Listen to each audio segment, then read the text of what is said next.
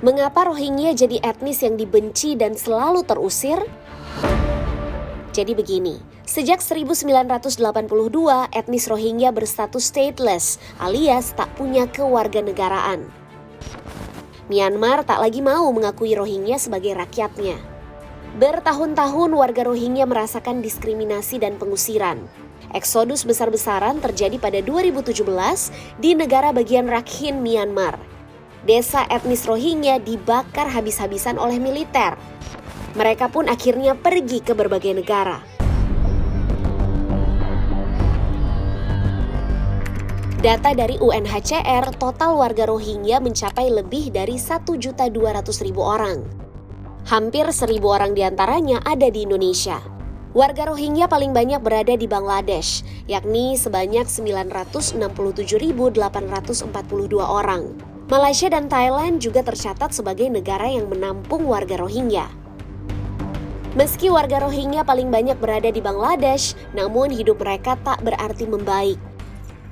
Berdasarkan catatan Human Rights Watch, ada 26 kasus kekerasan terhadap komunitas Rohingya, termasuk pembunuhan, penculikan, penyiksaan, pemerkosaan, dan kekerasan seksual, serta pernikahan paksa di Bangladesh.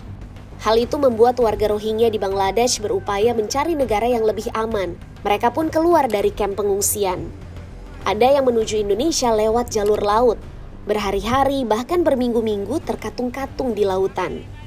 Awal Desember 2023, rombongan warga Rohingya kembali tiba di Aceh, namun ditolak oleh warga Aceh. Warga Pantai Ulai Madun, Kecamatan Muara Batu, Aceh Utara tidak menerima kedatangan mereka karena sudah beberapa kali datang dan menimbulkan ketidaknyamanan bagi warga sekitar. Masyarakat menyebut warga Rohingya tidak tertib dan sering melarikan diri. Namun meski tidak menerima kedatangan warga Rohingya, masyarakat setempat tetap memberikan bantuan berupa makanan dan minuman.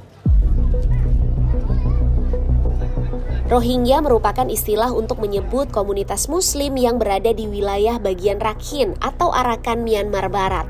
Wilayah ini secara geografis berbatasan langsung dengan Bangladesh. Sejak tahun 1824, Myanmar adalah negara jajahan Inggris. Salah satu kebijakan Inggris adalah memanfaatkan etnis Rohingya sebagai tentara untuk melawan Myanmar. Di masa lampau, Rohingya adalah bagian dari kerajaan Arakan. Dulu, kerajaan tersebut berdiri pada abad ke-9 dan mencapai puncak kejayaan pada abad ke-15. Namun pada abad ke-18, kerajaan Arakan ditaklukkan oleh kerajaan Burma. Itulah yang menjadi alasan Rohingya menerima tawaran Inggris. Sebagai gantinya, Inggris menjanjikan sebuah wilayah nasional Muslim untuk Rohingya. Perang pun terus meletup antara nasionalis Myanmar yang mayoritas beragama Buddha dengan orang Rohingya yang beragama Islam. Perang berkepanjangan itu akhirnya selesai dengan kemerdekaan Myanmar pada tahun 1948, menyisakan sentimen terhadap etnis Rohingya dan kuatnya polarisasi atas nama agama.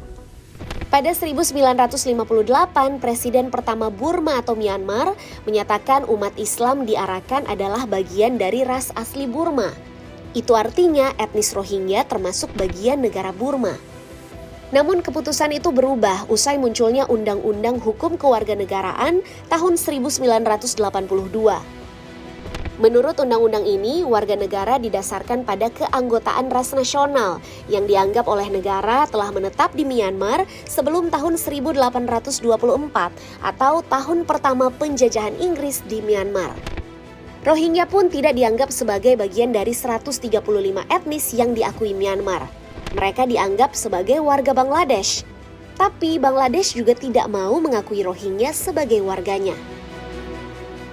Lalu sekarang bagaimana nasib warga Rohingya? Menurut Kemlu RI, Indonesia bukanlah negara yang meratifikasi Konvensi Pengungsi 1951. Karena itu, Indonesia tak punya kewajiban atau kapasitas untuk menampung atau memberikan solusi permanen bagi warga Rohingya.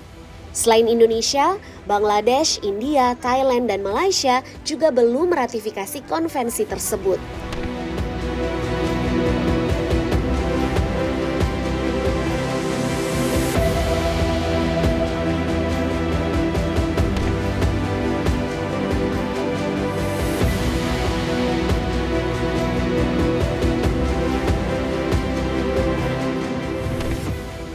Hingga saat ini, warga Rohingya yang terlanjur berada di Aceh belum memiliki tempat khusus untuk penampungan. Mereka terpaksa ditempatkan di balai desa dan di lahan kosong di sekitar tempat tinggal warga.